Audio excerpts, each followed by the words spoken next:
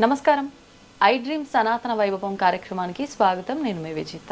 కలియుగ ప్రత్యక్ష దైవం వెంకటేశ్వర స్వామి. సాక్షాత్తు స్వామివారు వైకుంఠంలో ఉండడం కన్నా భక్తుల కోరికల మేరకు భక్తులని అనుగ్రహించడం కొరకు స్వామి మన తిరుమలలోనే కొలువై ఉన్నారు, మన భక్తులందరినీ దృష్టిలో పెట్టుకోనని చెప్పి పెద్దవాళ్ళు చెప్తూ ఉంటారు.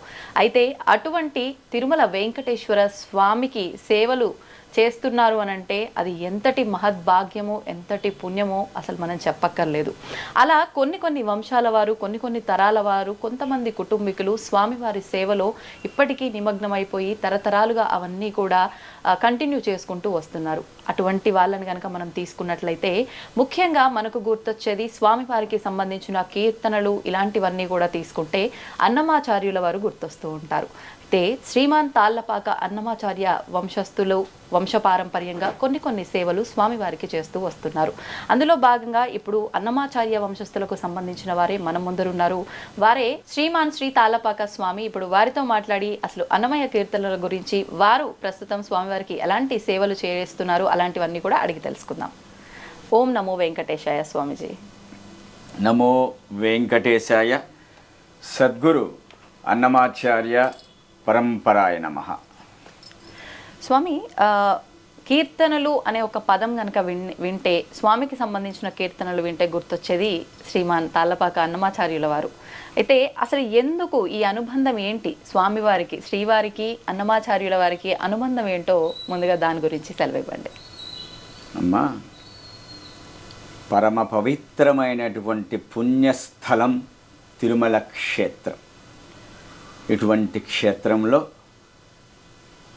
ఎంతోమంది భక్తులు ఆది మధ్యాంతరహితుడు శ్రీమన్నారాయణుడు వారి నుంచి, వైకుంఠం నుంచి ఈ పృథ్వీకి, ఈ వైకుంఠానికి వచ్చినటువంటి శ్రీనివాసులు.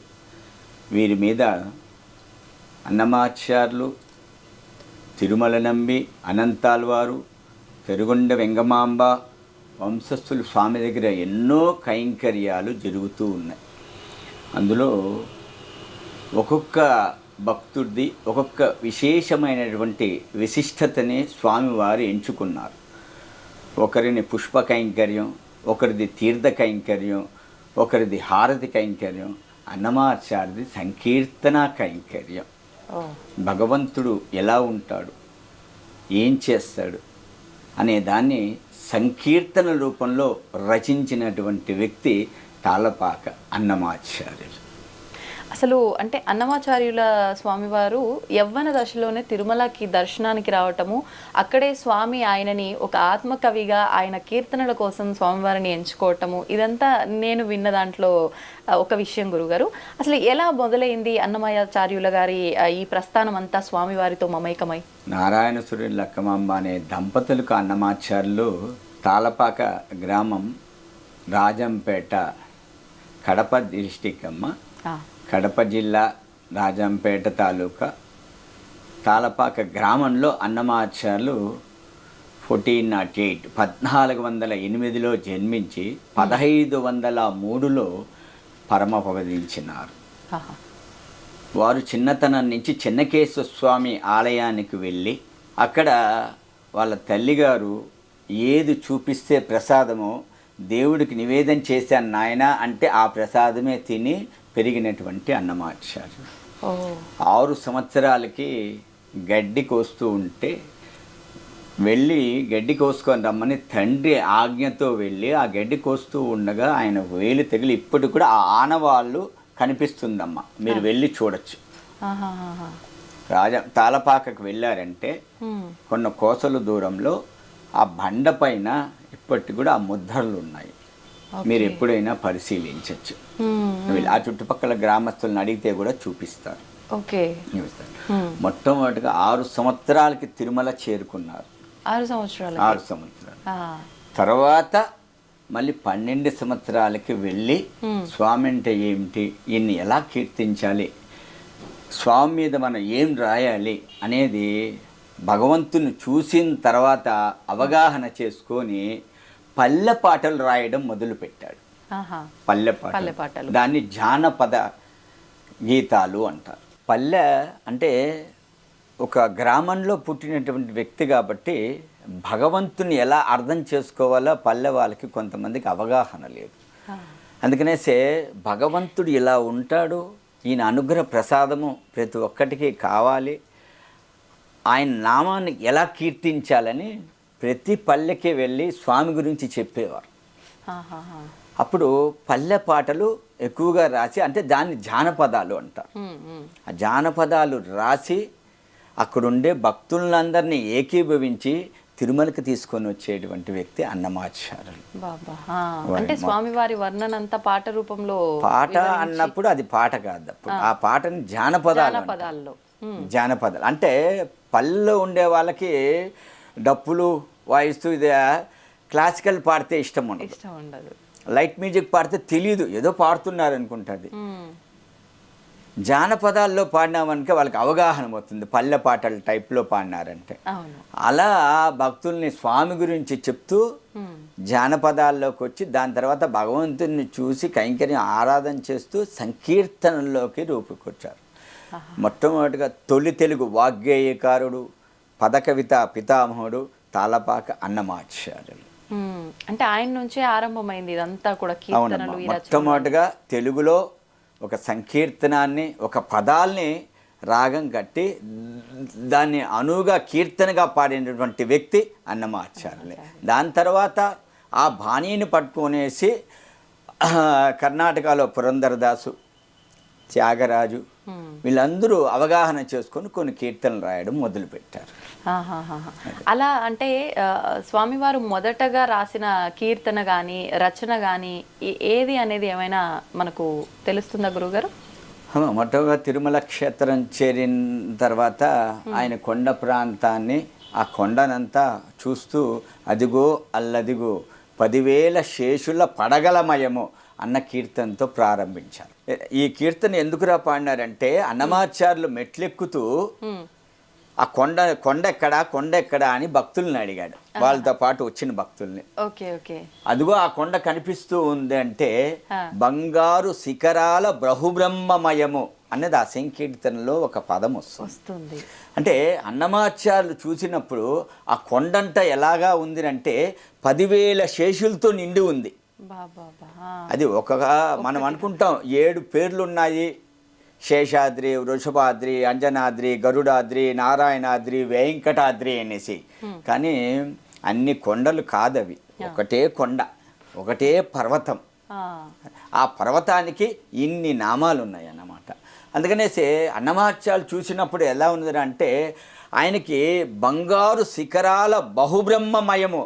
ఆ కొండంతా ఎలా కనిపించిందిరా అంటే ఇద్దరికే కనిపించింది బంగారు కొండలాగా.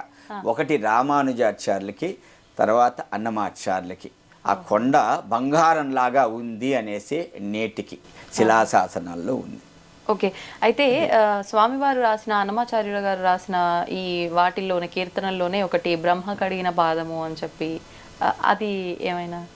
అమ్మా, చాలా కీర్తనలు ఆధ్యాత్మికము, శృంగారము, వైరాగ్యము, జ్ఞానము, మోక్షముని ఇలా సంకీర్తనలు రచించినారు అన్నమాచార్యులు. తిరుమల క్షేత్రంలో మాకు సుప్రభాతంలో ఏ కీర్తనలు పాడాలి, ఏకాంత సేవలో ఏ కీర్తనలు పాడాలి, అవే పాడుతూ ఉంటాం మేము. బ్రహ్మ కడిగిన పాదం కూడా పాడుతూ ఉంటాం.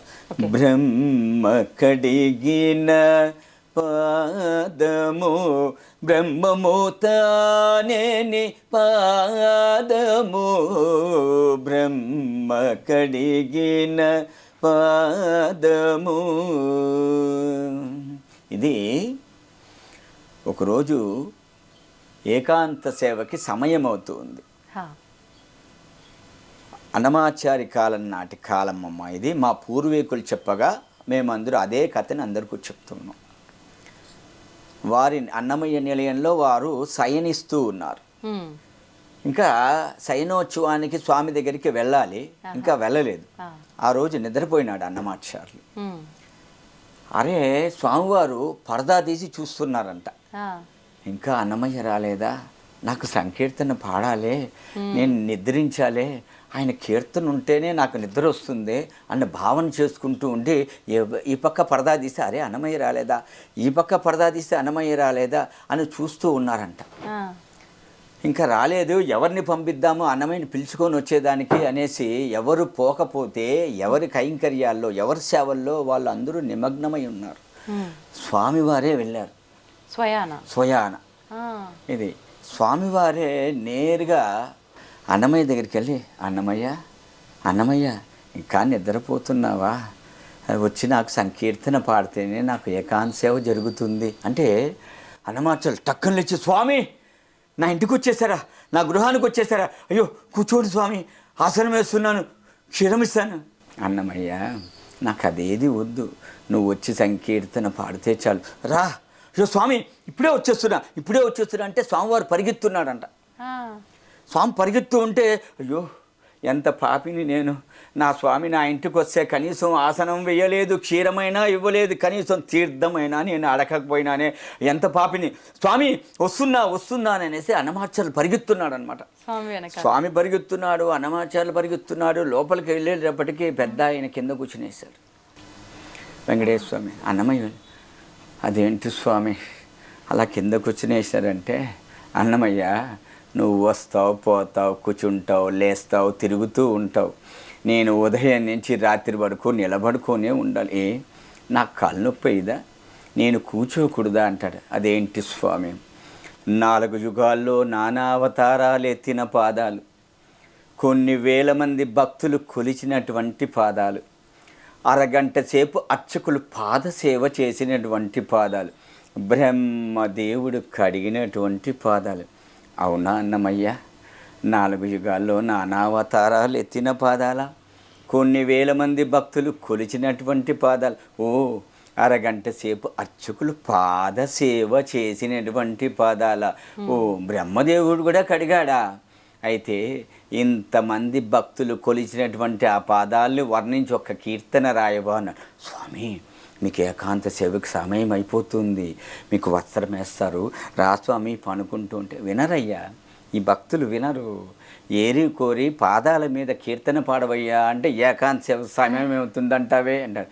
అయ్యో వద్దు స్వామి పాడతానని బ్రహ్మ కడిగిన పాదము బ్రహ్మము తానే నీ పాదము, బ్రహ్మ కడిగిన పాదము, ఈ కీర్తన అలా వచ్చిందమ్మా. ఓ బాబా, ఎంత చక్కటి వివరణ గురుగారు, నిజంగా నాకైతే కళ్ళలోంచి నీళ్ళు వస్తున్నాయి. స్వామి అంటే నా కాళ్ళు నొప్పి వస్తున్నాయి అనగానే అసలు నిజంగా ఇక్కడ స్వామి ఉండి చెప్తున్నాడేమో అనిపించింది, నాలో ఆ భావన కలిగింది. నిజంగా అద్భుతం గురువుగారు. అన్నమాచార్యులు రాసినటువంటి సంకీర్తనలు, ఇతిహాసాలు, పురాణాలు, రామాయణం, భారతం, భాగవతం, ప్రబంధాలు, ద్రవిడం, భగవద్గీత ఇవన్నీ చదివి 32,000 కీర్తనలు రాశారా, లేదా ప్రకృతినంతా చూసి వర్ణించి కీర్తనలు రాశారా, లేదా భగవంతుణ్ణి అణువు వర్ణించి కీర్తనలు రాశారా అన్న విధంగా ఉంటుంది అన్నమాచార్యులు రాసించినటువంటి సాహిత్య సంకీర్తనలు. పదాలు, అర్థాలు, నిగుడ అర్థాలు మనం అర్థం చేసుకోవాలి. ఏదో శ్రవణార విందంగా ఒక సంకీర్తన విన్నాము అంటే వినడం కాదు, ఆ సంకీర్తన సాహిత్య భావం వింటే మనకు తెలుస్తుంది. అరే అన్నమయ్య సంకీర్తనలో వెంకటేశ్వర స్వామి మా ఎదురింటివాడా పక్కింటివాడా కాదు, మా ఇంటివాడే అన్న విధంగా ఉంటుంది వారు రచించిన సంకీర్త సాహిత్య భావాన్ని కూడా అర్థాలు. గురుగారు, ఇప్పుడు మీరు అన్నట్టుగా 32,000 కీర్తనలు అన్నమయ్య స్వామివారివి రాసినవి, వాళ్ళు రచించినవి, పాడినవి అన్నీ కూడా. అందులో ప్రత్యేకించి స్వామివారి గురించే ఇప్పుడు మీరు చెప్పిన ఈ బ్రహ్మ కడిగిన పాదం యొక్క వివరణ ఏ రకంగా ఇచ్చారు అంటే ఆ సిచ్యువేషన్కి తగ్గట్టుగా స్వామి కోసమే రాసినవి ఎన్ని ఉన్నాయి? అన్ని స్వామి కోసం రాసినవేనా? అన్ని భగవంతుడి అన్ని స్వామి శ్రీనివాసుడి కోసమే. 32,000 సంకీర్తనలు రచిస్తే అందులో మనకు 14,000 సంకీర్తనలే మనకు లభ్యమైనాయి. ఇవే ఆనిముత్యాలుగా దొరికినటువంటి సంకీర్తనలు ఆనిముత్యాలుగా శ్రవణారవిందంగా ఉంటూ ఇవే ఆహ్లాదకరంగా ఉంటే కాలగర్భంలో కలిసిపోయిన సంకీర్తనలు ఎలా ఉంటాయో ఊహించుకోవచ్చు. నిజంగానే. ఇప్పుడు ఈ దొరికిన 14,000 ఈ గ్రంథాలు తాళపత్రాల రూపంలో టీటీడీ ఆధ్వర్యంలోనే ఉన్నాయి అని. తాళపత్ర గ్రంథాల్లో అన్నమాచార్యులు లిఖించారు. సాలువ నరసింహరాయలు అనే రాజు ఉండేవారు. ఆహా. వారు ఈ తాళపత్ర గ్రంథాల్లో ఉండేటివన్నీ ఎప్పుడైనా శిథిలావస్థకు వస్తే కాలక్రమేణా ఇదంతా పోతాయని రాగిరేకుల మీద చేసినటువంటి వ్యక్తి సాలువ నరసింహరాయలు. ఓహో, వారికి అన్నమయ్య గారికి సంబంధం ఏమైనా అమ్మ ఉందా? వారు రాజమ్మ. రాజు అంటే ఏ రాజ్యానికి అప్పట్లో ఎక్కడ ఆయన రాజుగా ఉండేవారు గురుగారు? ఇదే మన చంద్రగిరి నుంచి ఈ ప్రాంతానికంతా రాజుగా ఉండేవారు. అడిగారు, నువ్వు స్వామి మీదే రాస్తావా, నా మీద రాయవా అన్నారు. నా నాలుక నారాయణ నామం వెంకటేశ్వర నామం తప్ప ఇతర నరులని నా నాలిక పలకదు అన్నాడు. దానికి శిక్షార్హుడు అనేసి ఆయన్ని జైల్లో బంధించారు, చెరసాల్లో వేశారు. అప్పుడు సాలువ నరసింహరాయలకి అర్థమయ్యే రీతిలో భగవంతుడు సాక్షాత్కరించి ఆయనకి ఏ దండను విధించాలో ఆ దండను విధించిన తర్వాత తెలిసింది, అన్నమాచార్యులు మామూలు వ్యక్తి కాదు, భగవంతుడు ఖడ్గం నుంచి ఉద్భవించినటువంటి వ్యక్తి. ఖడ్గం అంటే నందకం, నందకం నుంచి వచ్చినటువంటి వ్యక్తి. ఇతన్ని మనం గౌరవించాలి అనేసి చెరసాల నుంచి విడిపించి, నువ్వు ఎవరి మీద రాస్తావో ఆ కీర్తనలు తాటాకుల మీద రాస్తావో, నేను అన్ని దాని రాగిరేకుల మీద లిఖిస్తాను అని చెప్పి వారు అలా కొనసాగించారు. ఓహోహో, అంటే అలా కొనసాగించకపోతే ఇప్పుడు మనకు దొరికిన ఇవి కూడా ఉండుండేవి కాదేమో. కాదు, నిజంగా. అంటే స్వామివారు ఆ రకంగా అవి కొనసాగడం కోసం ఒక రకంగా ఆయన రూపంలో ఇది స్వామివారే పంపించారు సాలువ నరసింహరాయలు. అంతే అంతే గురుగారు. ఇప్పుడు ప్రస్తుతం మీరు ఎన్నవ తరం గురుగారు అన్నమాచార్య వంశస్థులు? తాళపాక అన్నమాచార్యుల నుంచి నేను 12వ తర వారసుని. అన్నమాచార్యులు, పెద్ద తిరుమలాచార్యులు, చిన్న తిరుమలాచార్యులు, తిరువేంకటనాథాచార్యులు, అప్పలాచార్యులు, కోనప్పాచార్యులు, శేషాచార్యులు, రాఘవాచార్యులు, కృష్ణమాచార్యులు, అనంతాచార్యులు మా తాతగారు, శేషాచార్యులు మా అనంతాచార్యులు మా ముత్తాత గారు, శేషాచార్యులు మా తాతగారు, రామాచార్యులు మా తండ్రి గారు. నా పేరు తాళపాక స్వామి. 11 మంది పూర్వీకుళ్ళు పంచవచ్చ పరమాన్నాన్ని పుష్టాన్న భోజనంగా తిని తీపి, కారం, పులుపు, వగరు, చేదు నానా రుచులతో భోంచేసి ఆ ఎంగిలి తీర్థాన్ని పుచ్చుకొని ఈరోజు నేను స్వామి దగ్గర సంకీర్తన కైంకర్యం చేస్తున్నానమ్మా. వాళ్ళు ఇచ్చినటువంటి తీర్థ కైంకర్యమే. భగవంతుని ఎలా ఉంటాడు, భగవంతుడు ఎప్పుడు కూర్చుంటాడు, ఎప్పుడు లేస్తాడు, ఎప్పుడు తాయాలతో మాట్లాడతాడు, ఎప్పుడు భక్తులను అనుగ్రహిస్తాడు అన్న దాన్ని సంకీర్తన రూపంలో రచించినటువంటి వ్యక్తి అన్నమాచార్యులు. అందుకనేసే భగవంతుడికి ఏకాంశంలో ఏ కీర్తనలు పాడాలి, సుప్రభాతంలో ఏ కీర్తనలు పాడాలి, ఏ కీర్తనలు పాడితే భగవంతుడికి ఇష్టము, మనకు నచ్చే సంకీర్తనలు పాడకూడదు, భగవంతుడికి మెచ్చిన సంకీర్తనలు పాడాలి ఏకాంత సేవలో. గురుగారు, ఇప్పుడు మీరు ఏకాంత సేవకు సంబంధించిన ఆ విధానాలని, ఆ కైంకర్యాలని మీరు ఆచరిస్తున్నారా ఆ వంశం వారిగా మీరు ఇప్పుడు? అవునమ్మా. అన్నమాచార్యుల నుంచి 3 కైంకర్యాలు సూర్యచంద్రులు ఉన్నంత కాలం అన్నమయ్య కైంకర్యం తిరుమల క్షేత్రంలో ఉండాలి అనేసి ప్రపంచాన్ని ఒక రాజు ఆది మధ్యాంతరహితుడు వెంకటేశ్వర స్వామి అనుగ్రహించి ఈరోజు ఆ కైంకర్యం మేమందరూ అన్నమాచార్యుల కాల నుంచి మా వంశస్థులు ఆ ఆచారాలని పాటిస్తూ మీ ముందు ఈరోజు కూర్చోవాలి. సంతోషం గురుగారు. గురుగారు, ఇప్పుడు ఏకాంత సేవలో మీరంటూ కొన్ని కీర్తనలు స్వామివారికి పాడుతూ ఉంటారు ఆ సమయంలో. కానీ అంటే ఫస్ట్ తరం నుంచి అన్నమాచార్య గారు పాడినప్పటి నుంచి మీరు ఇప్పుడు 12వ తరం అంటే ముందు తరాల వాళ్ళంతా ఒకటే రకమైన కీర్తనలు ఉంటూ ఉండేవా, లేదంటే మీరు స్వామికి ఇదైతే నచ్చుతుంది ఈ సందర్భంలో అన్నట్లుగా మీకు తోచింది మీరు కీర్తిస్తూ ఉంటారా? అవును. మా పెదనాయన పాడింది నేను పాడలేను, మా చిన్నాయన పాడింది నేను పాడట్లేదు. వారికి ముందు తరాల వాళ్ళు ఎలా పాడినారో నాకు తెలియదు, ఏ కీర్తనలు ఆలపించారో ఏకాంత సేవలో సుప్రభాతంలో. నేను ఇప్పుడు పాడే కీర్తనలు కొన్ని ఉంటుంది ఏకాంత సేవలో. లోపల 1 గంటకి ఇప్పుడు ఏకాంత సేవ 2 గంటలకు అలా జరుగుతుందమ్మా. అంటే సబ్జెక్ట్ టు బి రష్, భక్తులకి దర్శనార్థం తర్వాత ఏకాంత సేవ జరుగుతుంది. స్వామికి శుద్ధి కైంకర్య ఆరాధన లోపల జరిగేటప్పుడు ఆయన్ని పొగుడుతూ పాడాలి, పొగుడుతూ పాడాలి. ఇది ఏ సమయంలో జరుగుతుంది పొగుడుతూ పాడేది? అక్కడ లోపల అదే భక్తుల దర్శనం అనంతరం లోపల స్వామివారికి పుష్పాలు నిర్మాల్యం చేస్తూ ఉంటారు, శుద్ధి కైంకర్యం చేస్తూ ఉంటారు. ఆ సమయంలో ఆయన పొగుడుతూ పాడతారు, నువ్వు ఆరుడువయ్యా, సూర్యుడువయ్యా, ప్రపంచంలో లేని ఒక రాజువయ్యా అంటే, అవునా నేను రాజునా అని చెప్పి టక్కన లేచి నిలబడతాడు భగవంతుడు.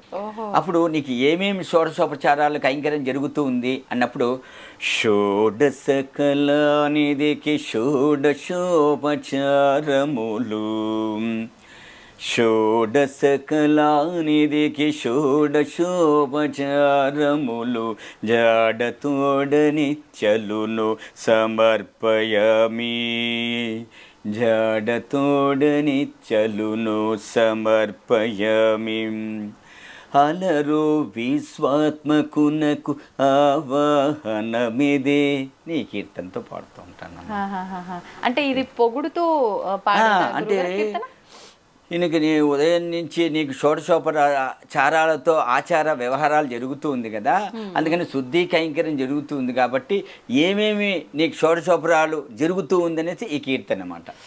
అదే అంటే ఏమేమి జరుగుతున్నాయి, ఆరాధన, నివేదన, అభిషేకము, అలంకరణ ప్రతి ఒక్కటి దాంట్లో వస్తుందన్నమాట కీర్తన.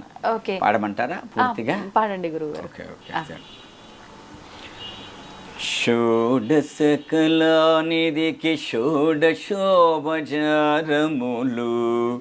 జాడతోడనిత్యలును సమర్పయామి, జాడతోడనిత్యలును సమర్పయామి. అలరు విశ్వాత్మకునకు ఆవాహనమిదే, సర్వనిలయునకు ఆసనము నిమ్మినిదే, అలగగా జనకునకు అర్ఘ్యపాద్యాచమనాలు, జలదిశాయికి నిమజ్జనమిదే. షోడశ కళానిధికి షోడశోపచారములు, జాడతోడనిత్యలును సమర్పయామి, జాడతోడనిత్యలును సమర్పయామి. వరపీతాంబరునకు వస్త్రాలంకారమిదే, సరి శ్రీమంతునకు భూషణములివే, ధరణీధరునకు గంధ పుష్పధూపములు తిరమిదే, కోటి సూర్య తేజోనకు దీపము, అమృతమదనునకు అదివో నైవేద్యము, గమిచంద్రనేత్రునకు కప్పుర విడెము, అమరిన శ్రీ వెంకటాద్రి మీద దేవునకు తమితో ప్రదక్షిణాలు దండములు ఇవిగో. షోడశ కళానిధికి షోడశోపచారములు, జాడతోడనిత్యలును సమర్పయామి, జాడతోడనిత్యలును సమర్పయామి, సమర్పయామి, సమర్పయామి. అద్భుతం అద్భుతం గురువు గారు. నిజంగా ప్రతి నిత్యము పాడాల్సిందే ఖచ్చితంగా. ఈ కీర్తనే ఉంటుందా గురుగారు ప్రతి నిత్యము? ఇందులో కూడా మళ్ళీ ఏమన్నా మారుస్తూ ఉంటారు? మారుస్తూ ఉంటారు అంటే కీర్తనే మారుస్తూ ఉంటారా? పాడే రాగం మారుతూ ఉంటుంది? కీర్తన మారిందంటే రాగం మారిపోతుంది.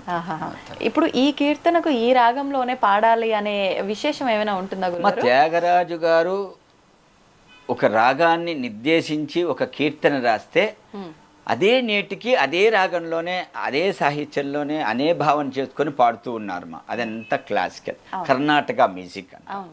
కానీ అన్నమాచార్యులు ఈ రాగం నిర్ధారణ చేసి ఈ తాళమును నిర్ధారణ చేసి బాహ్య ప్రపంచంలోకి పుస్తక రూపంలో అన్నమాచార్య ప్రాజెక్ట్ వారు దాన్నంతా ముద్రణ చేసి బయటకు వచ్చింది. కానీ వారు లిఖించబడినటువంటి ఆ రాగాలు మనం పాడలేకపోతున్నాం. కొన్ని కీర్తనలు పాడుతున్నాం కొన్ని. అందుకనేసే కళాకారులు సంగీత విద్వాంసులు ఈ కీర్తన ఇలా రాశారు, ఈ భావంతో రాశారు కాబట్టి దీనికి ఒక రాగం నిర్ధారణ చేసుకొని ఇలా పాడితే బాగుంటుంది అనుకొని అన్నమాచార్య ప్రాజెక్టు విద్వాంసులందరూ అలా ఊహించుకొని అలా కొత్త కొత్త రాగాలతో అన్నమాచార్య సంకీర్తనలు భావన చేసుకొని అలా ప్రచారం జరుగుతుంది. ఓకే ఓకే, సంతోషం గురుగారు. కానీ బాలకృష్ణ ప్రసాద్ గారు చాలా అద్భుతంగా సంకీర్తనలు బాణీలు కట్టి ఎన్నో క్యాసెట్ సీడీల రూపంలో రిలీజ్ అయినాయి. ఆహాహా. ఇప్పుడు గురుగారు మేము చూస్తున్నంత వరకు కూడా అంటే మా ముందర పెద్దవాళ్ళు మా అమ్మమ్మ లేదంటే నానమ్మ వాళ్ళు ఏం ఆచరిస్తున్నారో చూస్తూ మేము నేర్చుకుంటూ ఉంటాం. కొన్ని మాత్రం వాళ్ళు చెప్తే విని నేర్చుకుంటూ ఉంటాం. అంటే ఏదేమైనప్పటికీ మన పూర్వీకులు ఏది ఆచరిస్తున్నారో అది ఆచరిస్తూ ఉంటాము ఖచ్చితంగా. అలాగా ఇప్పుడు మీరు 12వ తరంలో ఉన్నారు. మీ ముందర తరాలు అనంటే మొదట మూలం వచ్చేసి అన్నమాచార్యుల వారు. అప్పటి నుంచి ఇప్పటికీ కంటిన్యూ అవుతున్న ఆచార వ్యవహారాలు సాంప్రదాయాలు ఏమైనా ఉన్నాయా, కొనసాగుతున్నవి ప్రస్తుతం కూడా? ఉన్నాయమ్మా. అన్నమాచార్యుల కాలం నుంచి సాంప్రదాయాలు వాళ్ళ విలువల్ని నేటికి కొనసాగిస్తున్నాము. ఎక్కడ ఆలయంలో కానీ సంసారంలో కానీ ఎక్కడైనా వాళ్ళ వంశస్థులు అందరూ ఒకే సాంప్రదాయాన్ని పాటిస్తూ ఉన్నారు. విశేషంగా ఇది ఖచ్చితంగా ఆచరించాల్సిన క్రతువే అనేది ఏదైనా చెప్పదలసింది ఏదైనా ఉందా గురుగారు? అటువంటిది ఏమిటో బ్రాహ్మణ సాంప్రదాయం రీతిలోనే ప్రతి ఒక్కటి జరుగుతూ ఉందమ్మా. దీంట్లో అన్నమాచార్యులు పెట్టిన సాంప్రదాయం అంటే మొట్టమొదటి సాంప్రదాయము అంటే ఏమిటంటే అన్నమయ్య సంకీర్తనలు తిరుమల క్షేత్రంలో ఆలపించడమే ఒక సాంప్రదాయం. అది వంశపార్య కైంకర్యంగా నేటికి వస్తుంది. అటువంటిది మొట్టమొదటిగా మేము పట్టుకొని ఆ కైంకర్యాన్ని విడవకుండా మా వంశస్థులు నేటికి 12వ తరవారసులు నేను, మా అన్నగారు, మా తమ్ముడు మేము కొనసాగిస్తూనే ఉన్నాము ఆ ఆచారాలు వ్యవహారాలంతా.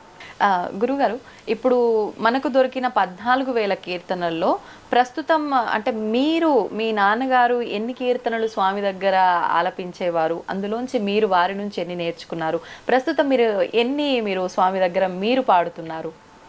అమ్మ అక్కడ సమయాన్ని బట్టి ఉంటుందమ్మ. ఏకాంత సేవలో సమయం తక్కువగా ఉంటుంది.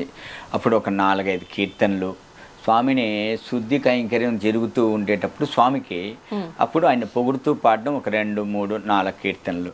తర్వాత భోగ శ్రీనివాసమూర్తిని శయన మండపంలోకి వేయించేపు చేసే ముందు ఒక మంచము, ఒక పరుపు, దాని మీద 2 దిండ్లు, ఒక వస్త్ర సమర్పణ, పుష్పాలు సమర్పణ చేసి భోగ శ్రీనివాసమూర్తిని అర్చకుస్వాముల వారు వేయించేపు చేస్తారు.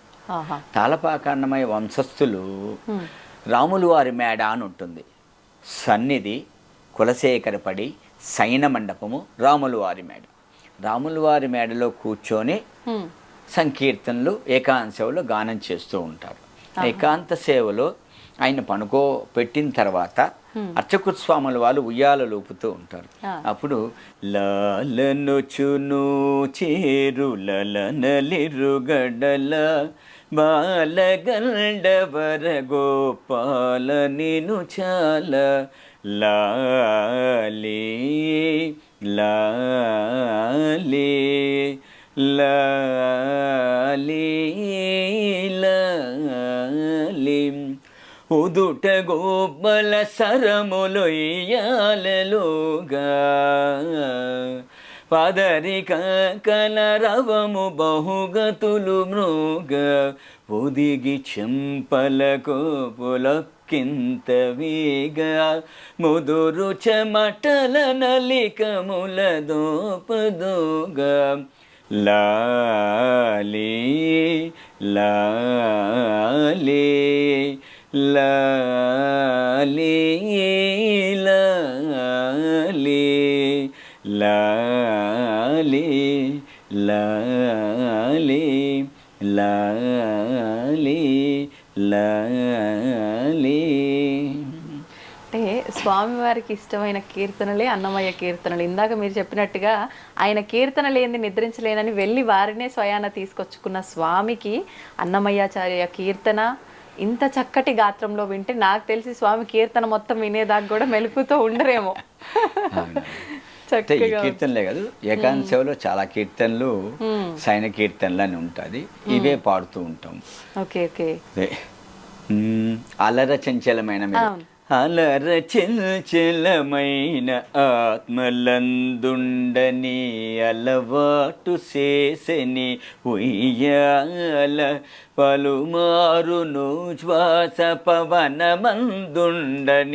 భావం బుదిలిపని ఉయ్యాల ఉయ్యాల ఉయ్యాల ఉదయాస్త శైలంబులు నరగాబములైన ఉడుమండలము మోచె ఉయ్యాల అదన ఆకాశ పదమడ్డదూలంబైన అఖిలంబు నిండని ఉయ్యాల ఉయ్యాల ఉయ్యాల ఉయ్యాల ఉయ్యాల ఉయ్యాల ఉయ్యాల ఉయ్యాల ఉయ్యాల. ఇది నిద్రించి పాల జల నిధి వలనే ఉద్దిక శ్రీరమణునికి ఒత్తరే పాదములు ఉయ్యాల జంపాల ఉయ్యాల జంపాల. వేగుదాగ చిత్తగించి విద్యలెల్లనాదరించి బాగుగా కృపారసము పంచి పంచి. వేగుదాగ చిత్తగించి విద్యలెల్లనాదరించి బాగుగా కృపారసము పంచి పంచి. ఏ గతి పవలించెను ఎట్ల భోగిల్చెను, ఏ గతి పవలించెను ఎట్ల భోగిల్చెను. భోగేంద్ర రమణుని ఊచరే ఉయ్యాల ఉయ్యాల జంపాల ఉయ్యాల జంపాల. సరగుణ యోగ నిద్ర చాలించి లోకమెల్ల కరుణించదలచి వెంకటగిరిపై అరుదుగా సకల లోక ఆరాధ్యుడై మించి, అరుదుగా సకల లోక ఆరాధ్యుడై మించి. విరివినాల వట్టాలు విసరరే సతులు నిద్రించి పాల జల నిధి వలనే ఉద్దిక శ్రీరమణునికి ఒత్తరే పాదములు ఉయ్యాల జంపాల ఉయ్యాల జంపాల ఉయ్యాల జంపాల. అద్భుతం గురుగారు. గురుగారు, ఇలా స్వామివారికి ఇప్పుడు ఏకాంత సేవలో ఇలాంటి కీర్తనలు మీరు పాడుతూ ఉన్నారు. ముందర మీరు స్వామివారిని పొగుడుతూ కొన్ని పాడుతూ ఉంటారు అని చెప్పారు. అంటే ఈ రెండు విధానాల్లోనైనా స్వామివారికి సంబంధించి ఎన్నెన్నో సేవలు ఉన్నాయి. సుప్రభాత సేవ అని వివిధ సేవలు ఉన్నాయి. ఆ సేవల్లో కూడా మీరు ఆలపించే కీర్తనలు ఏమైనా ఉన్నాయా? లేదమ్మా, ఆ సమయంలో ఏముండదా? ఓన్లీ ఏకాంత సేవ, సుప్రభాతలో మేల్కొలుపు కైంకర్యము, ఏకాంత సేవలో సైనోత్సవ కైంకర్యము, సైన కీర్తనలు, జోల, లాలి, ఉయ్యాల. కళ్యాణోత్సవం అనేది 3 కైంకర్యం. అప్పుడు శ్రీదేవి భూదేవి తాయార్లిద్దరూ తాళపాక వాళ్ళింటి ఆడబిడ్డలుగా మేము కన్యాదానం చేస్తే స్వామివారికి కళ్యాణోత్సవం అభిజిత్ లగ్నంలో మధ్యాహ్నం 12 గంటలకు, అది అన్నమాచార్య కాలం నుంచి కొనసాగుతూ ఉందమ్మా. నేటికి టీటీడీ వారు నిర్వహించేటువంటి కళ్యాణోత్సవంలో కూడా తాళపాక వాళ్ళది కన్యాదాన కైంకర్యం నేటికి జరుగుతూ ఉందండి. ఎందుకని గురుగారు దీని వెనకాల అన్నమాచార్యులే మొట్టమొదటిగా కళ్యాణోత్సవం ప్రారంభించారు కనుక ఎవరింట్లో ఆడబిడ్డలుంటే వాళ్ళే కన్యాదానం చేయాలి కాబట్టి అన్నమాచార్యులే కళ్యాణోత్సవం ప్రారంభించారు కాబట్టి వారి చేతుల మీదుగానే కళ్యాణోత్సవం జరుగుతుంది. ఓకే ఓకే గురుగారు, స్వామివారికి సంబంధించి ఎన్నెన్నో కీర్తనలు ఉన్నా కూడా సుప్రభాతానికి సంబంధించిన ఆ కీర్తనలు, ఆ పాటలు అని అంటే ఎంతో మంది భక్తులు ఇష్టపడుతూ ఉంటారు. దానికి సంబంధించిన కీర్తన ఏదైనా పాడతారు? కొండల్లో నెలకొన్న చాలా బాహ్య ప్రపంచంలో అందరికీ నాలుగు మీద నడయాడే కీర్తన. కొండలలో నెలకొన్న కోనేటి రాయడువాడు, కొండలంత వారములు గోపెడువాడు. కొండలలో నెలకొన్న కోనేటి రాయడువాడు,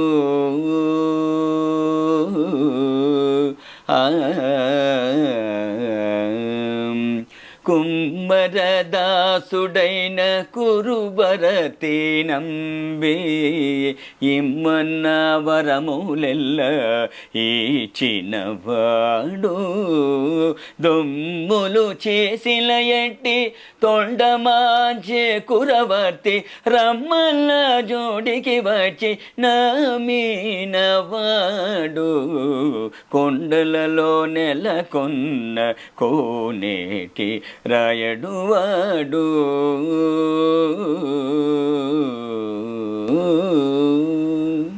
అద్భుతం గురుగారు మీరు ఇంతకు ముందర ఒక విషయం చెప్పారు. ముందుగా అన్నమాచార్యుల వారు పల్లె పాటలకు సంబంధించి వాళ్ళని అందరినీ కూడా స్వామి వర్ణనని వాళ్ళకి ఆ రకంగా ప్రేరేపించి అందరినీ తిరుమలకి తీసుకు వచ్చేవారు అని చెప్పి, ఆ విధంగా అంటే ఇప్పుడు మీరు ఆయన వంశస్థులుగా అలాంటి క్రతువులు ఏమైనా చేస్తున్నారా ముందర తరాల వారు కానీ ఇప్పటి వాళ్ళు కానీ?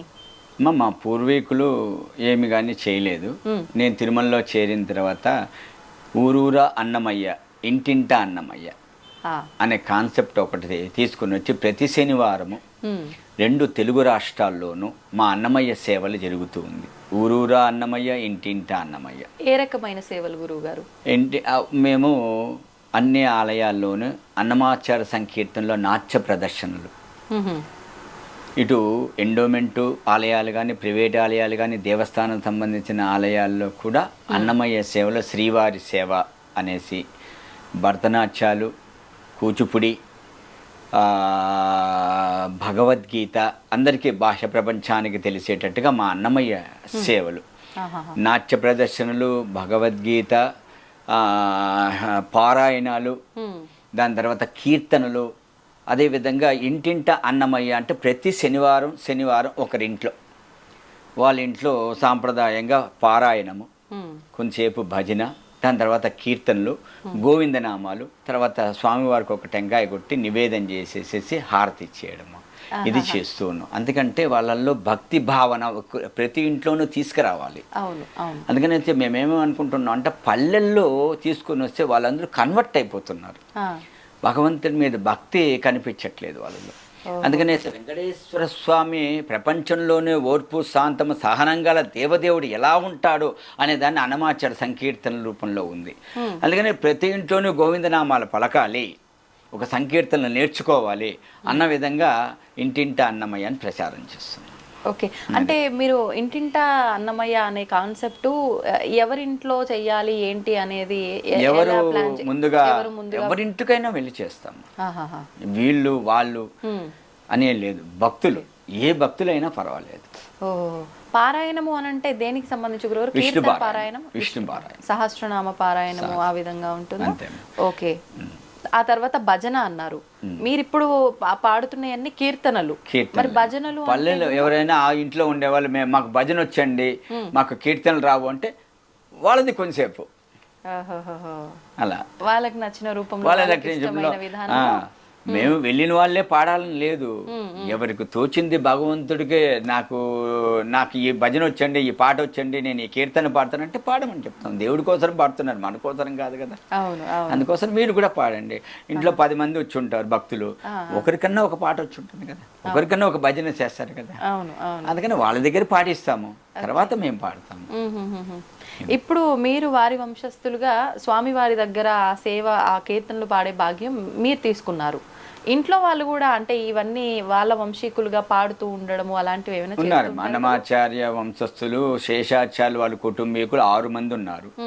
6 మందిలో ఒక్కొక్క కుటుంబంలో ఒక్కొక్కరు పాడేవాళ్ళు ఉన్నారు. వాళ్ళు అంటే ఇప్పుడు స్వామివారి దగ్గర 6 కుటుంబీకుల్లో 3 కుటుంబీకులను భగవంతుడి కైంకర్యంగా తీసుకున్నారు. 3 కుటుంబీకులు వాళ్ళని. Okay okay. ఇప్పుడు అంటే మీరు 12వ తరం అన్నారు. అలా ప్రస్తుతం ఇప్పుడు ఈ 2025 వరకు ఎన్ని తరాల వారు ఉన్నారో మీకు ఏమైనా అంచనా? 13వ తరం వాళ్ళు ఉన్నారు, 14వ తరం వాళ్ళు కూడా ఉన్నారు. అలా ఎన్ని తరాల వరకు? అంతే 14 తరాల వరకు ప్రస్తుతం 14వ తరం. ఓకే, మీలో ఒకరికొకరికి సంబంధాలు ఉంటూ ఉంటాయి? అందరూ. మేము ఒకసారి చిన్న మా 6 మంది కుటుంబీకుల్లో చిన్న ఫంక్షన్ అయినా 100 మంది దాటేస్తాం. Okay okay. మరి ఎందుకని విశేషంగా ఈ 6 కుటుంబీకులు ఉంటే 3 కుటుంబీకులనే ఎంచుకోవటం, వాళ్ళు ముగ్గురే అంటే భాగస్వామ్యం అవ్వటం? అక్కడ కైంకర్యము 3 కైంకర్యాలే కదమ్మా. అవును అవును. అందుకనేసి వేరే కైంకర్యాలు లేవు కదా భగవంతుడి దగ్గర. మా స్థానము ఏకాంత సేవ, సుప్రభాతము, కళ్యాణోత్సవం. మ్మ్. అందుకని మేము ముగ్గురు అడ్జస్ట్ చేసుకుంటున్నాం. ఆహా. మిగతా ఇంకేదైనా ఎక్స్ట్రా కైంకర్యాలు ఉంటే టీటీడీ వారు కల్పిస్తారు. వాళ్ళకు కూడా అవకాశాన్ని. ఓకే. అంటే భగవంతుడు ఆయన ఎవరినైతే పిలిపించి దలుచుకున్నాడో వారినే పిలిపించి వాళ్ళ దగ్గర పాడించుకుంటాడు. ఎన్నో జన్మల పుణ్య ఫలం ఉంటేనే అన్నమాచార వంశస్థుల్లోనూ జన్మిస్తారు. నిజంగా గురువు. అటువంటి రాలిన ముత్యాలని ముగ్గురిని తీసుకున్నారు. కానీ గురువుగారు ఇలా అడుగుతున్నానని ఏమీ అనుకోవద్దు. ఇప్పుడున్న ఈ కలియుగంలో ఎంత ఒకే తల్లి కడుపులో పుట్టిన అన్న తమ్ముళ్ళు, అక్క చెల్లెళ్ళు అయినా ఒకరు ఎదుగుతుంటే ఒకరు తక్కువలో ఉంటే కొన్ని సందర్భాల్లో తెలియక ఎన్నెన్నో కొట్లాటలు, ఎన్నెన్నో వివాదాలు చూస్తూ ఉంటాము. అంటే మీరు ఆయన వంశీకులుగా ముగ్గురు ఉండి ముగ్గురు లేకుండా ఉండటం అనేది ఆయన భగవంతుడి దయే. కానీ ఈ భేదాభిప్రాయాలు ఎక్కడ రావట్లేదా గురువుగారు? మాది ఎప్పుడు రాలేదు. వాళ్ళకే వచ్చింది, మాకెందుకు రాలేదని అన్న భేదాభిప్రాయం మా వంశంలో ఎవరికీ రాలేదు. భగవంతుడు వీళ్ళని మెచ్చాడు, కైంకర్యాన్ని తీసుకున్నారు, మనల్ని దూరంగా పెట్టారు అన్న భావన చేసుకున్నారే తప్ప మాకెందుకు ఇవ్వలేదు అనే టీటీడీని ప్రశ్నించలేదు, భగవంతుని ప్రశ్నించలేదు. Okay okay. అంటే ప్రశ్నించకపోయినా వారిలో వారికి కొంచెం మనస్పర్ధలు, వివాదాలు అలాంటివి కూడా తలెత్తే అవకాశాలు ఉంటాయి, కానీ అవి కూడా లేవు. ఉంటుందేమో కానీ మా వంశస్థుల్లో లేదు. Okay okay.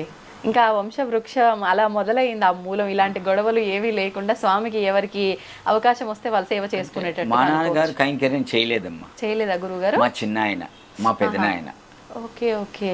మా నాన్నగారు టీచర్ వృత్తిలో ఉన్నారు.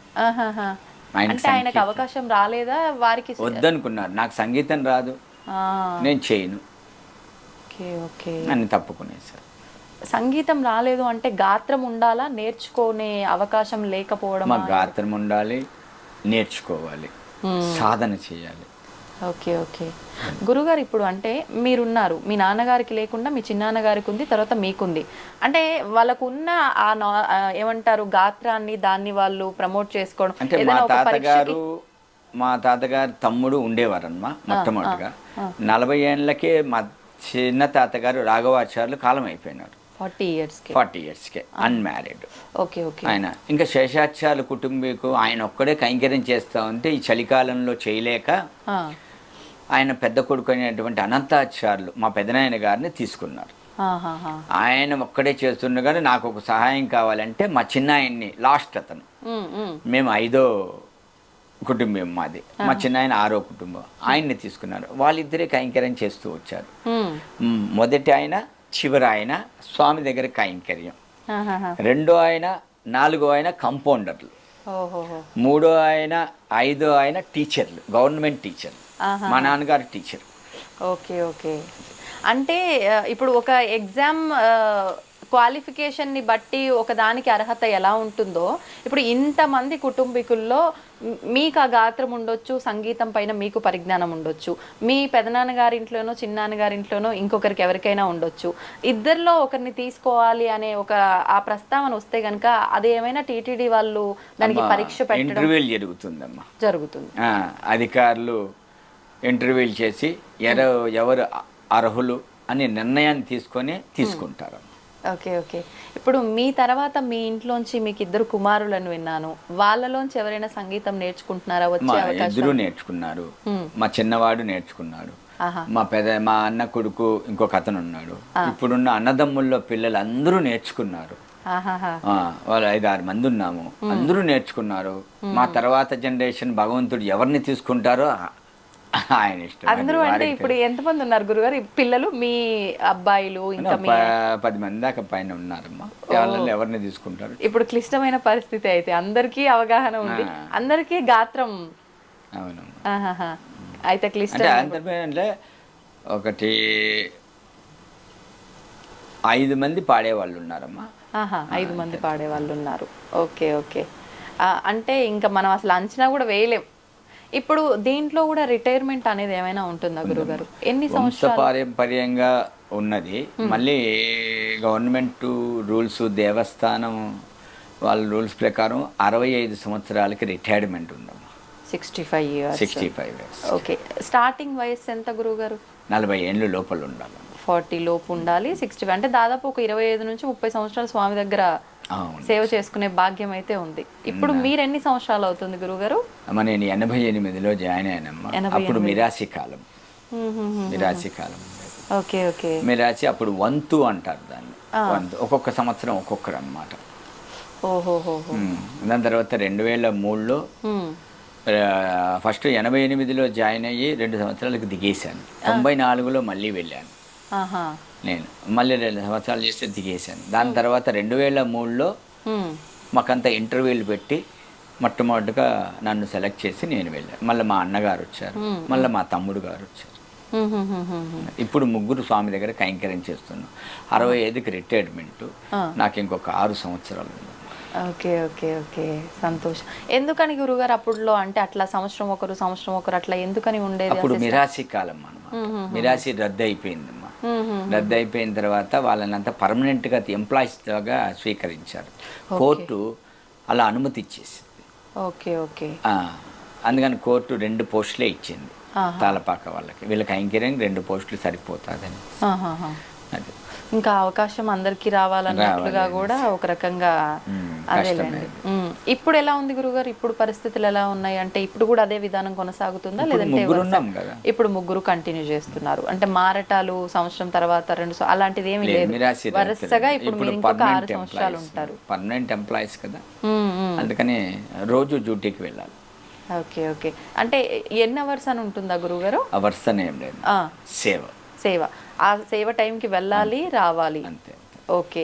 ఎంతసేపు ముందర వెళ్తూ ఉంటారు? అంటే ఒక్కొక్క రోజు భక్తుల రద్దీని బట్టి ఒక్కొక్క రకంగా ఉంటుందేమో కదా గురుగారు దర్శనాల సమయం? సాయంత్రం వెళ్ళిపోతాము, రాత్రి ఏకాంత సేవ జరుగుతుంది. Subject to be rush. ఒకసారి 12కి, ఒకసారి 1 గంటకి, ఒకసారి 2 గంటలకి అట్లా. ఇంకా ప్రతిరోజు సాయంత్రం మళ్ళీ ఉదయం మేల్కొలుపు అని అంటే అది మీరు అక్కడే ఉంటాము. నైట్ అక్కడే ఉంటారు? అక్కడే ఉండి సుప్రభాతం కూడా చూసుకొని 4 గంటలకు వచ్చేస్తాం. 3 గంటలకు సుప్రభాతం. Okay okay. 4 గంటలకు వచ్చేస్తాం. సాయంకాలం వెళ్ళి ఇంకా మార్నింగ్ సుప్రభాతం కంప్లీట్ చేసుకొని రావటమే. ఓకే. ఇప్పుడు అంటే మీరు ఈ సేవలు చేస్తున్నందుకు గాను అన్నమాచార్య వంశస్థులుగా గాను ఈ 2 విధానాలు కనుక దృష్ట్యా తీసుకుంటే ఎటువంటి అంటే మీకు స్పెషల్గా ఏమన్నా అక్కడ విధానాలు నియమాలు అలాంటివి ఏమైనా ఉంటూ ఉంటాయా గురుగారు? ఊళ్ళో దేవుడి దగ్గర స్పెషల్ ఏముంటుందమ్మా. భగవంతుడి దగ్గర పేద గొప్ప ధనికుడని ఏముండదు, సమానమే. భగవంతుడి దగ్గర కైంకర్యం చేసేటువంటి భక్తులు కూడా సమానమే. ఎవరి కైంకర్యం ఎవరి సేవ వాళ్ళదే. పుష్ప కైంకర్యం వాళ్ళ సేవ, తీర్థ కైంకర్యం వాళ్ళ సేవ, అర్చక కైంకర్యం దీక్షితుల కైంకర్యం వాళ్ళ సేవ, తలపాక వాళ్ళది, తరుగుండ వాళ్ళది, గొల్ల సన్నిధి గొల్ల కైంకర్యం. ఎవరి కైంకర్యాలు ఎవరి వాటికి ఏం చేయాలి, అక్కడ ఎంతసేపు ఉంటుంది అనేది వాళ్ళు చేసుకుంటూ పోతూ ఉంటాం. ఎవరు ఎక్కువ ఎవరు తక్కువ అనే భేదభావన ఎవరికి ఉండదు. దేవుణ్ణి తాకే కైంకర్యం దీక్షతులు వాళ్ళు తీర్థం ఇస్తే మిగతా వాళ్ళందరూ పుచ్చుకుంటూ ఉంటారు. వాళ్ళే ప్రధానం. Okay okay. దీక్షతులు అర్చకులే ప్రధానం. ఇప్పుడు ఈ ఏకాంత సేవ ఇవన్నీ కూడా అంటే భోగ శ్రీనివాసమూర్తికి జరుగుతూ ఉంటాయా లేకపోతే స్వయాన మూల విరాట్కి దగ్గర ఉండి ఏదైనా విధానం ఉంటుందా? ఎక్కడ జరుగుతుంది గురుగారు ఇదంతా కూడా? లోపల మన దీక్షితులు వాళ్ళు ఈ సేవల గురించి లోపల ఉండేటువంటి బేరాల గురించి వారు చెప్తూ ఉంటారమ్మా. అది మీరు ఒకసారి గమనించండి. ఎవరెవరికి బయటికి చెప్పకూడదు గురువు, వాళ్ళు చెప్పాలి. Okay okay. లోపల సన్నిధిలో జరిగే కైంకర్యం అంతా వాళ్ళ అధీనంలో ఉంటుంది, వారు చెప్తే బాగుంటుంది. Okay okay. ఇప్పుడు గురుగారు అంటే మీరు ఆల్రెడీ ఇంటింటా అన్నమయ్య అని ఇలా ఒక రకంగా అవేర్నెస్ కల్పిస్తూ అందరిలో కూడా అన్నమయ్య కీర్తనల్ని విశ్వవ్యాప్తం చేస్తున్నారు. ఒక రకంగా ఒక మెసేజ్ ఇవ్వాలి ఈ జనరేషన్ వాళ్ళకి అన్నమయ్య కీర్తనల గురించి అని అంటే ఏం మెసేజ్ ఇస్తారు గురుగారు? ఒకప్పుడు బ్యాంకుల్లో ఒక హిందీ పదం నేర్చుకోండి అనేవాళ్ళు మా చిన్నప్పుడు. బోర్డు బ్లాక్ బోర్డు పైన రాసి పెట్టేవాళ్ళు ఒక హిందీ పదం నేర్చుకోండి. ఆ మాదిరిగా రోజుకొక సంకీర్తన వినండి, వారానికి ఒక సంకీర్తన నేర్చుకోండి, మాసానికి ఒక సంకీర్తన సాహిత్య భావాన్ని అర్థం చేసుకోండి. అప్పుడు భగవంతుడు అంటే ఏంటి అని తెలుస్తుంది. ఆయన సంకీర్తన బాహ్యం అంటే ఏంటి, భావం అంటే ఏంటి, అర్థం అంటే ఏంటి, నిగుడార్థాలంతా ఆ సంకీర్తనలో ఉంటుంది.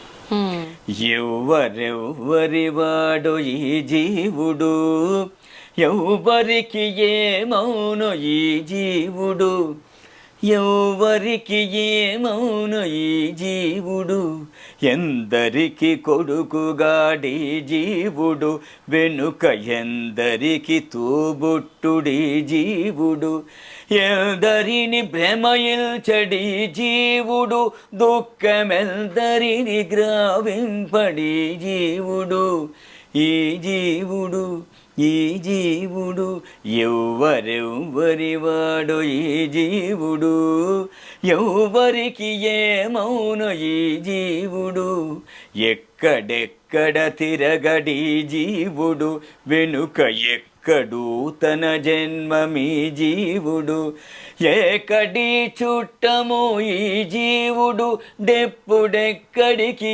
ఏగేను ఈ జీవుడు, ఈ జీవుడు, ఈ జీవుడు, ఎవ్వరెవ్వరివాడు ఈ జీవుడు, ఎవ్వరికి ఏమౌను ఈ జీవుడు, ఎవ్వరికి ఏమౌను ఈ జీవుడు, ఎవ్వరికి ఏమౌను ఈ జీవుడు.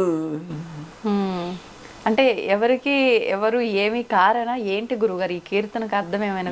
ఎవరికి ఎవరు బంధము బంధుత్వం అనేది జీవనంలో మనిషి పెట్టుకోవద్దండి.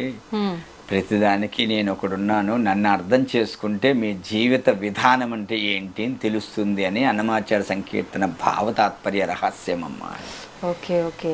కానీ గురువుగారు వింటూ ఉంటే చాలా వినసొంపుగా అనిపిస్తుంది నిజంగా, అసలు అలా వినాలనే అనిపిస్తుంటుంది ఎంతసేపు పాడినా. ఇంతవరకే మాకు తెలుసు, కానీ దానిలో ఉన్న అర్థాన్ని మేము తెలుసుకోగలిగే అంత జ్ఞానం మా దగ్గర లేదు అని మా ఆలోచన. విన్నంత మాత్రాన అవన్నీ మాకు స్వామి గురించి ఎలా అర్థమవుతాయి అంటారు గురువుగారు? ఒకసారి వింటే రాదమ్మా, ఆ కీర్తనని 10 సార్లు వినాలి. ఓకే. వినితే అప్పుడు మనకు ఆ సంకీర్తన భావం ఏంటి అని అర్థమవుతుంది. భావం అర్థమైనప్పుడు దాంట్లో ఉండే అర్థాలు, నానా అర్థాలు ఏంటి అని మనం తెలుసుకోగలుగుతాం. ఒకసారి వింటే శ్రవణారవిందంగా కీర్తన వింటాం, రాగం బాగుంది అనుకొని వింటాము.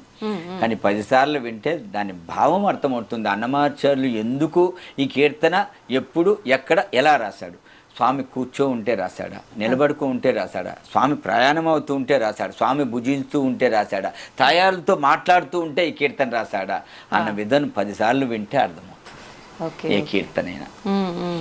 గురుగారు, ఇప్పుడు మీరు ఆల్రెడీ కొన్ని కార్యక్రమాలు అయితే చేపడుతున్నారు, ఇంకా ఫ్యూచర్లో ఇది చెయ్యాలనుకుంటున్నాము, ఇది చేస్తే ఇలా ఒక మంచి మెసేజ్ వెళ్తుంది అనే ఆలోచనలు ఏమైనా ఉన్నాయండి? ఉన్నాయమ్మా. ఇంకా బాహ్య ప్రపంచానికి అన్నమయ్య సంకీర్తనలు ప్రచారంలోకి ఇంకా ముందుకు తీసుకెళ్లాలనేసే తాళపాక వంశస్థులందరూ అనుకుంటున్నాం. ఓకే. టీటీడీ తిరుమల తిరుపతి దేవస్థానం వాళ్ళు అన్నమాచార్య ప్రాజెక్టు స్థాపించి అక్కడ ఉండేటువంటి కళాకారులతో విద్వాంసులచే కొత్త కొత్త సంకీర్తనలు, సంగీత బాణీలు కట్టి క్యాసిడీల రూపంలో రిలీజ్ చేస్తున్నారు. అది బాహ్య ప్రపంచానికి చాలా మంది భక్తులకి అందిస్తూ ఉన్నారు. వాళ్ళు ఒక ధోరణగా వెళ్తూ ఉన్నారు. వంశస్థులుగా మా కర్తవ్యం ఏంటి, మేము ఎందుకు పుట్టాము వంశస్థులుగా, మేము ఏం చేయాలి అన్నది మేము నిర్ధారణ చేసుకొని మేము కూడా సంకీర్తనలు ప్రచారం చేస్తున్నాం. Okay okay. మీరు అంటే ఎవరికైనా ఇంట్రెస్ట్ ఉన్న వాళ్ళకి చెప్తూ ఉంటారా గురుగారు, ఒక గురువు స్థానంలో ఉండి సంకీర్తనలు క్లాసెస్ తీసుకోవడం లేదు? నేను క్లాసెస్ ఏం తీసుకోవట్లేదు. అన్నమయ్య సంకీర్తనలు సాహిత్యము, స్వామి దగ్గర కైంకర్యాలు ఏంటి, అన్నమయ్య కైంకర్యాలు ఏంటి, ఏ కైంకర్యాలు ఎవరెవరు చేస్తున్నారు, మేము ఏం కీర్తనలు పాడతాము అవి వరకే చెప్తాము. కానీ సంకీర్తనలు మేము ఎవరికి నేర్పించట్లేదు, మాకే రావు. అయ్యయ్యో, మీకు రాకపోవడం ఏంటి గురువు గారు? స్వయానా వెళ్ళి సాక్షాత్తు ఆ స్వామి దగ్గరే మీరు పాడుతూ ఉన్నారు, మీకు రాకపోవడం. గురుగారు, మీ వెనకాల చూస్తుంటే అన్నమయ్య స్వామి వారి విగ్రహం కనిపిస్తోంది, స్వామి చేతిలో ఏదో పట్టుకున్నట్టుగా కనిపిస్తుంది, అసలు ఏంటది? మాది తంబూరా అంటారు. తంబూరా అంటే అది మ్యూజిక్, దానికి 4 స్ట్రింగ్స్ ఉంటుంది. ఓకే. స్ట్రింగ్స్, దాని నుంచి సజ్జమము పంచమము, మళ్ళీ సజ్జమము పంచమును 4 స్ట్రింగ్స్ ఉంటుంది అనమాట. దాని ద్వారా శృతి అంటారు. ఓకే. శృతి, ఆ శృతిని పట్టుకొని మేము లోపల కీర్తనలు పాడాలి. తంబూరా అంటారు. ఓహో, అవి తీసుకొని వెళ్తారు మీరు. నందకము అన్నమాచార్యులు ఒక ఖడ్గం నుంచి ఉద్భవించారు అన్నారు. అవును. నందకము అంటే అది ఒక ఖడ్గం అన్నమాట. అంటే ఆ ఖడ్గం పేరు నందకమా గురుగారు? కత్తి. కత్తి అది భగవంతుడికి ఎక్కడరా ఉంటుందంటే మహావిష్ణువు నిలబడితే నాభి నుంచి తిరువడి వరకు ఉంటుంది. నాభి నుంచి తిరువడి వరకు ఉంటుంది. నాభి ఎక్కడరా ఉంటుందంటే గగనం పైన ఉంటుంది. తిరువడి భూమికి 6 అడుగుల ఎత్తులో ఉంటుంది. అప్పుడు ఖడ్గం ఎంత పెద్దది ఉంటుందో మీరు ఆలోచించండి. అటువంటి ఖడ్గాన్ని నందకం అంటారు. వారి దగ్గర ఉండేదాన్ని. ఆ చాకు రాజులు వాడే ఖడ్గానికి ఒక పక్కనే పదును ఉంటుంది. భగవంతుని నుంచి వచ్చినటువంటి ఖడ్గానికి ఇరుపక్కల పదునున్నట్టుగా ఆధ్యాత్మ, శృంగారం, భక్తి, జ్ఞానం అని 4 రకాలుగా రచించినటువంటి వ్యక్తి తాళపాక అన్నమాట. ఓకే, ఇప్పుడు అంటే 4 రకాలుగా రచించారు అని చెప్పారు. అందులో మీరు పాడిన కీర్తనలు దేనికి? భక్తి కీర్తనలు పాడతాము. లోపల ఏకాంశవులు అన్ని భక్తి కీర్తనలే వస్తుంటుంది. కొన్ని కీర్తనలు శృంగార కీర్తనలు వస్తుంది ఏకాంశవులు. అంటే అక్కడ స్వామిని అమ్మవారిని ఇద్దరిని స్మరిస్తూ వస్తుందా గురుగారు? అక్కడ ఎలా ఉంటుంది? ఫస్ట్ స్వామివారిని ఆవాహన చేసి అర్చకులు స్వామిల వల్లి పనుకోబెడతారు. అప్పుడు మేము కీర్తనలు పాడుతుంటాం. సైన కీర్తనలే. దాంట్లో కృష్ణుడి మీద పునర్వసు వచ్చిందంటే స్వామి మీదే, రాముడి మీద పాడుతూ ఉంటాము. Okay okay. అదే రోహిణీ నక్షత్రం వచ్చిందంటే కృష్ణుని మీద మాడుతూ ఉంటాము. శ్రవణ నక్షత్రం ఉంటే స్వామి మీద రోజు పాడే పాటలే పాడుతూ ఉంటాము. తాయార్లు తిది నక్షత్రాలు ఏదిని వచ్చింటే మంగళవారాలు, శుక్రవారాల్లో తాయారు మీద పాడుతూ ఉంటాం. ఏమని పొగడుదు మేయిక నీను ఆమని సొబగుల అలమేల్ మంగయేమని పొగడుదు మేయిక నీను ఆమని సొబగుల అలమేల్ మంగయేమని ఏమని ఏమని పొగడుదు మే తిరు తిరు జవరాల తిత్తి తిత్తి తిరు తిరు జవరాల తిత్తి తిత్తి ఈ తరళమైన నీ తారహార మధురే తిరు తిరు జవరాల తిత్తి తిత్తి జమ జక్క జం జం జనకీ నాని ప్రకటప్పు మురవొబ్బే బల బల సకల బదిగి సరసబు కొమ్మ నీ మొక సిరి మురిసేన చింబుల మురిపెముల తిరు తిరు జవరాల తిత్తి తిత్తి తిత్తి తిత్తి తిత్తి అమ్మమ్మ ఏమమ్మ అలమేల్ మంగ నాచారమ్మ తమిళట అని ఈ కీర్తన. అదే కంటి శుక్రవారము గడియలేదింట అంటి అలమేలు మంగ అండనుండే స్వామిని కంటి. అంటే విశేషాన్ని బట్టి ఒక్కొక్కటి ఒక్కొక్క రకంగా పాడుతూ ఉంటారు. గురుగారు, మీరు ఇందాకే అంటే స్టార్టింగ్లోనే ఒక విషయం చెప్పారు, మనకు నచ్చినవి కాదు స్వామికి నచ్చినవే పాడాలి, కీర్తించాలి ఆ సమయాన్ని బట్టి అని చెప్పి. మీరు ఇప్పుడు చెప్పారు నక్షత్రాలను బట్టి, వారాలను బట్టి కూడా విశేషాలను బట్టి స్తుతిస్తూ ఉంటాం కీర్తనలు అని. కానీ మనకంటూ ఒకటి నచ్చింది ఏదో ఒకటి ఉంటుంది, వాళ్ళ కోసం అవి నచ్చినవి పాడినప్పటికీ. మీకు నచ్చింది ఏదైనా ఉందా కీర్తన? ఉందమ్మా. అది ఒక్కసారి. హరి నీవే సర్వాత్మకుడవు, హరి నీవే సర్వాత్మకుడవు, ఇరవగువావనమీయగదే హరి నీవే సర్వాత్మకుడవు. చూడక మానవు చూచేటి కన్నులు ఏడనేవైన ఇతరములు నీడల నిల్త నిరూపములే గదయీడువడని ఇహమీయగదే హరి నీవే సర్వాత్మకుడవు కలుగక మానదు సుఖములు ఇలలో పలగలవెన్నైనా అలరిన శ్రీ వెంకటధిపనికే ఇలనర్పితము ఇహమీయగదే హరి నీవే సర్వాత్మకుడవు హరి నీవే హరి నీవే. ఈ పాట నాకు చాలా ఇష్టం ఈ కీర్తన. ఎందుకని గురుగారు? అంటే ఎన్నో కీర్తనలు ఉన్నప్పటికీ ఇదే మీకు ఎందుకు అంత నచ్చింది? నా పేరు ఆయన పేరు ఒకటే కనుక ఓ. హరి హరి అని నాకు చిన్నప్పటి నుంచి ఈ కీర్తన చాలా ఇష్టం. ఎక్కువగా ఈ కీర్తన పాడుతాను. మీరు ఏ వయసులో నేర్చుకున్నారు గురువుగారు ఈ కీర్తనలు కానీ సంగీతం కానీ ఇవన్నీ? 15వ సంవత్సరం. 15వ సంవత్సరం. అప్పటి నుంచి ఇంకా స్వామి కీర్తనలు ఏదో ఒకటి పాడుతూ ఉండేవారా నేర్చుకున్న దగ్గర నుంచి? మీరు నేర్చుకుంటున్నప్పుడు మొదటగా నేర్చుకున్నది మీకు గుర్తుందా? మొత్తం సంగీతమే నేర్చుకున్నాను. మొదటగా నేర్చుకున్న పాట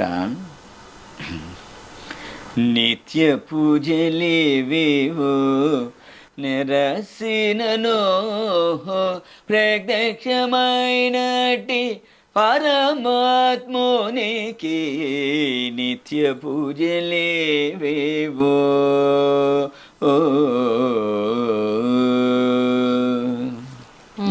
ఇది మొదటగా నేర్చుకున్నారు.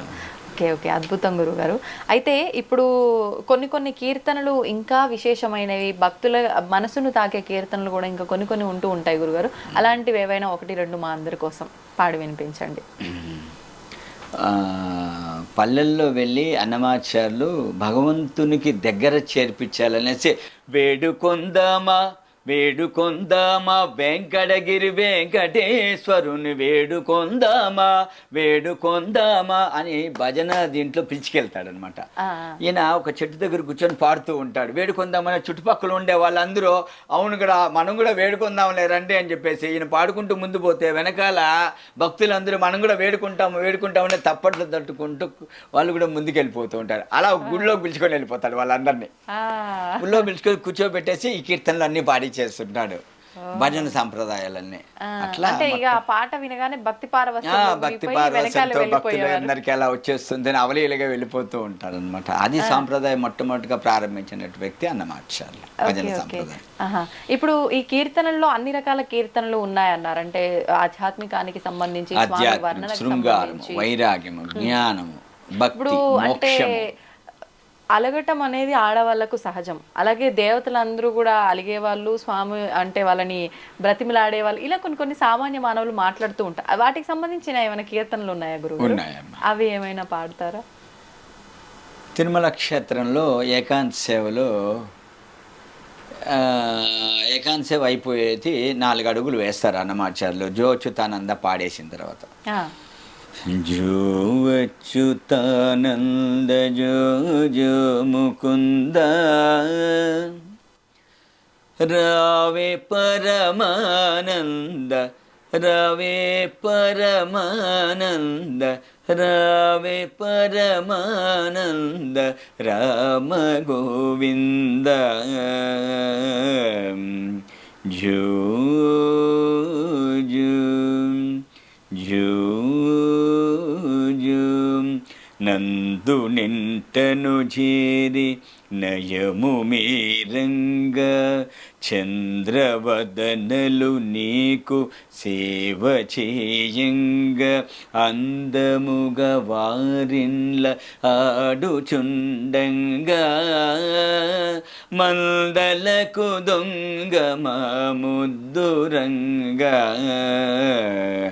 జో జో జో జో జో జో జో జో. ఈ కీర్తన పాడిన తర్వాత ఈ కాలంలో లేదు కదమ్మా, అన్నమాచార్య కాలంది చెప్తున్నాను. పాడుతూ ఉంటే స్వామి నిద్రపోయినారు అనుకొని అన్నమాచార్యులు 2 అడుగులు వేస్తారు. వేస్తేనే స్వామి అన్నమయ్య అంటారు, అదేంటి స్వామి మీరు ఇంకా నిద్రపోలేదా అంటాడు.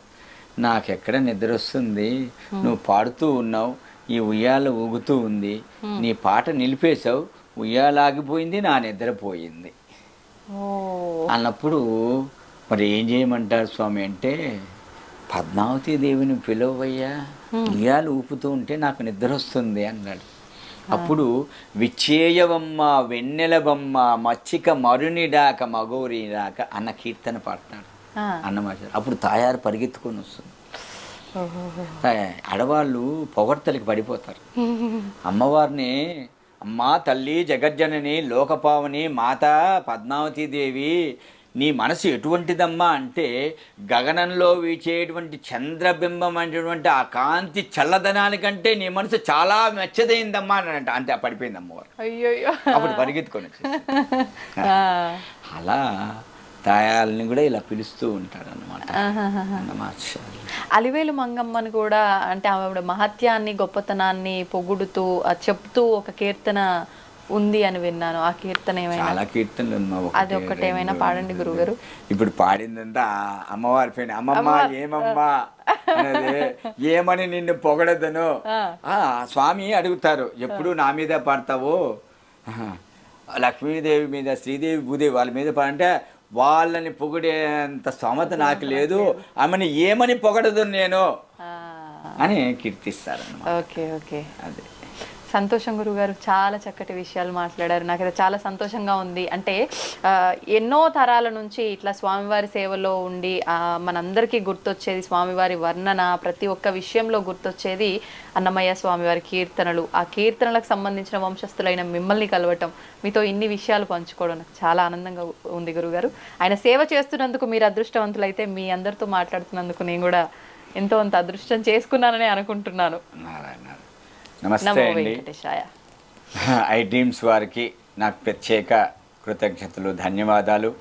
వెంకటేశ్వర స్వామి ఆశీస్సులు పరిపూర్ణంగా ఉండాలని, ఈ ఐ డ్రీమ్స్ ఛానల్ ఇంకా మంచి అభివృద్ధి కావాలనేసి భగవంతుణ్ణి ప్రార్థన చేసుకుంటూ స్వామివారి ఆశీస్సులు తప్పకుండా ఉండాలని కోరుతున్నాను. నమో వెంకటేశాయ సద్గురు అన్నమాచార్య పరంపరాయ నమః. ధన్యవాదాలు గురుగారు. నమో వెంకటేశాయ. And for more videos, please subscribe to iDream. Please subscribe to iDream. Please subscribe iDream. And please subscribe to iDream. For more videos, subscribe to iDream. please like, share and subscribe to the channel. Congratulations, iDream. Subscribe to iDream. Subscribe to iDream. So subscribe to iDream Media. iDream ki iDream team andarki huge congratulations. Please subscribe iDream Media. Please subscribe to iDream. Subscribe iDream. Please subscribe to iDream. iDream అంటే నా కళల channel subscribe చేసుకున్న నోరు తిరుగుతలేదు, మీరైతే గంట గుర్తు కొట్టండి. For more such videos, please subscribe to iDream. Subscribe to iDream. Please subscribe to iDream. Please subscribe iDream Media. Please do subscribe to iDream. Please subscribe to iDream Media. For best entertainment and information, please subscribe iDream. And don't forget to subscribe to iDream.